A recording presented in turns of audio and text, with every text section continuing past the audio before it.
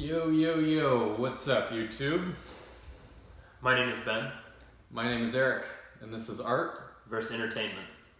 Each episode, we're going to be showing a film to the other. I'm going to be showing sleeper films from the 90s and 2000s. And my focus is going to be more on 40s and 50s art house, foreign, maybe even some silent films. My goal is to convince my friend that maybe some of these 90s and 2000s sleeper movies, ones you consider maybe shitty, are not really that bad of films. And I'm going to try to convince Ben here that my films aren't a bunch of pretentious bullshit. You ready?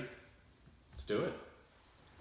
Alright, so for episode number 2, it's my turn to pick a film. And this week I have selected Carol Reed's The Third Man from 1949. It's black and white, British. Pretty sure Ben hasn't seen this one. No, I don't know this movie. A British film. Yeah, I'm scared, as I imagine you guys are as well. Yeah, I won't say too much about it. It's an absolute classic. One of my favorite films of all time.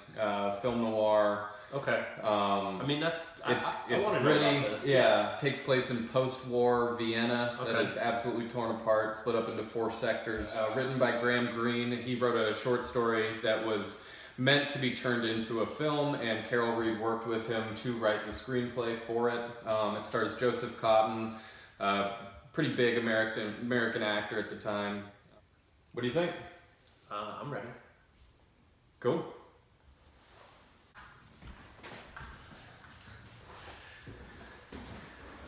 I think we can talk about spoilers since we just saw the movie. Yep.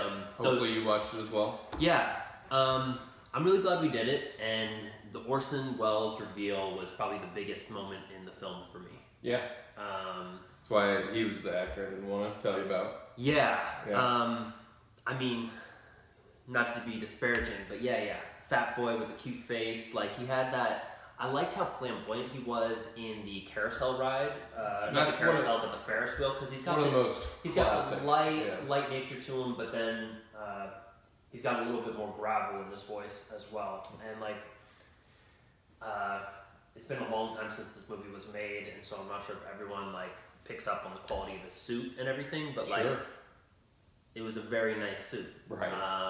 He was well off. Yeah, because he was ripping people off with the penicillin. Yeah. And that was not a little thing. It's not like he was a little bit of gambling or prostitution on the side. Some people might call victimless crimes. He was killing children because he was watering down penicillin. This was really bad. And I knew that our main character was never going to ride with him on that. Right. Why did you pick this movie? I mean, it's just it's a quintessential film noir. And Okay. To me, pretty much on every aspect of it, it is brilliant. I do believe. I mean, the askew camera shots throughout the whole film, the music, the American actor, Joseph Cotten, the main character, I think he is brilliantly written. I agree. I guess I'm not a fan that he was the hopeless romantic. I thought it worked for the character. It's almost a character of American people. He thinks he's the tough guy. He's gonna figure all this shit out, and then it gets laid on his lap, and he's like, "Fuck." There's a lot more character development from where he started. I mean, because we see him enter the movie, he's there to visit a friend, and then immediately the bomb was dropped on us. I really thought that Orson Welles' character Lime was dead the whole movie. Yeah, you fell for it, and I loved that. Yeah, it worked really well. I was actually worried that it wasn't going to work, and it totally did. So when I had the reveal with him, it's he looked good.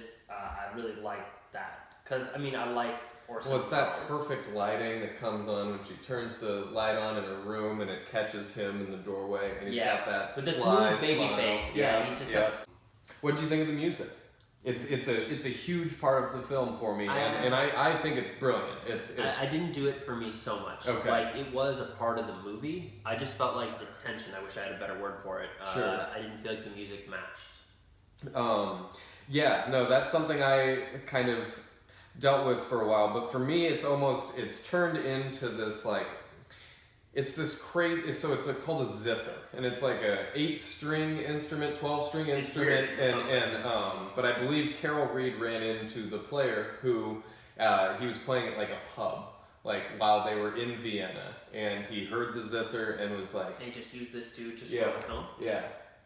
And I like that. yeah, no, it's a cool backstory, and for me, it really kind of just it's sort of maddening like the whole time. Like it doesn't play the right type of music that you might think it would, right? But I mean, that's good though, because you have the offset camera angle and sort of the funny music, and that's sort of like what the whole feeling that the film gives me, because I didn't know Exactly. what was going on. Another really cool thing that he does is when everybody's talking in German, he doesn't translate it in the subtitles. No. You are supposed to not be able to Well, it worked. understand There's what like they're saying. there's the old lady with like the blanket over Just her, and screaming. she's just yabbering. The in little German. I kid have no idea. outside. Yeah. What I enjoyed about the movie was the setting. To me, that was almost like it was everything. Right. Old Vienna is incredible, especially after torn up war. This came out in what year? 49. So Like 4 years after the war ended. I know Graham Greene, the guy that wrote the screenplay. He is an interesting subject, and people speculate that he was a part of British intelligence. Through him and his connections, they really figured out the underbelly of Vienna. And so this was a fairly accurate portrayal of post-war Vienna, and that's where all the sewer systems come into play. And that's why Orson knows them like the back of his hand. Yeah. Yeah, like that's where he's been spending a lot of time. The sewer shots were sick. Exactly, and the use of the sound with the footsteps and Yep. then the shadows. Yep. I mean, that's just all classic noir. That's why that whole sewer scene is just one of the greatest climax scenes of all time. I mean, detective novels were big. Those pulp, Raymond Chandler, Dashiell Hammett kind of stuff. Like you know, my stuff. Yeah. That was all like 30s and 40s. Can and you so explain the relationship that our protagonist had with the woman? that final shot where she just walks right past, you know? To me, that's the Exactly. she kept walking, and that was fitting too. It's like, you know, he was the fool trying to get out of her, and she was definitely like the harder. It's like snitches don't get bitches. It was Orson Welles who was talking shit on Switzerland by contrasting it against Italy. Italy. It was like Italy was terrible for all these things during the war, but we have Michelangelo Vinci. because of that, Yeah. and Switzerland just made the cuckoo clock. It's like 500 years of peace. it's like ouch. Yeah, exactly. I mean, he talks about, I mean, that speaks to the bigger theme, especially from his character. I mean, that chaos builds creation, essentially, right? Right. Yeah. The female character is just brilliant. I mean, I don't fully understand her, because She's obviously, cold. yeah, She's she's cold. cold. She can't get over Orson. How could And you? He's so charming. Exactly. I mean, I think that does have a lot of it, but I think it's more to that. I mean, I think a person like her in this situation, like that's what I love about old films. It's like you really do have to see, like, I mean, she was a transplant from Czechoslovakia, right? She had forged papers, so she didn't have to live in the Russian zone. Handing them over to the Russians is not a Exactly. good thing. Correct. Yeah. And so I think someone like in her situation in 1949 in Vienna would be drawn to someone like Orson Welles, Harry Lime. You know, she probably doesn't make the right choice in the end. No, she seemed most genuine to me when she actually found out that he was still alive.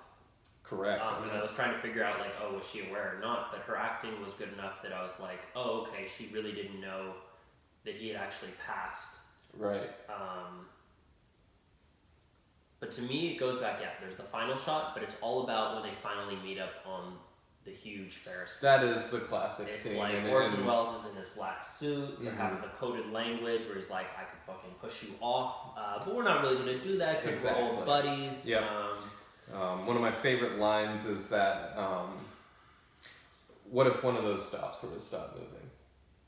He's saying basically it doesn't really matter if somebody dies. It's basically saying, like, depending on how much money, if I offer you £20,000 for every one of those dots that stop moving.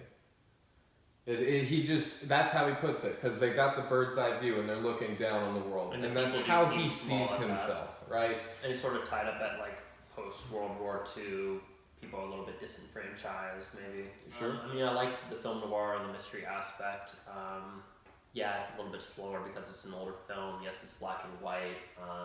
We did have like an obligatory little striptease, so I got to see a nip slip or whatever. But Sure. like, obviously, it's not bringing it on the same level that we have in Alpha Dog. Yeah, Alpha Dog, which episode 1. But Yeah. I guess maybe I am a little bit ruined from today's stuff. I'm used to the bang bang shoot 'em up, so I see the explosions, I see Right. the graphic violence and murder, and this wasn't that, but it still had substance. But to me, I think that the fault is more on me than the film, but I wasn't a huge fan. Yeah, no, that's totally fair. I mean, that's why we're doing this. Yeah. Yeah, So I'm still glad we watched it. exactly. The shot at the end, they're in the graveyard. It's got the trees that are barren. It's black and white. She's Yeah. walking, and he's a fool for stopping at the end for her. Exactly. And that's reinforced when she keeps walking Doesn't even look. hard. Yeah. Yeah, no, it's a solid ending. Any last thoughts? No, I think that's good. Thank you for joining us. We'll see you next episode.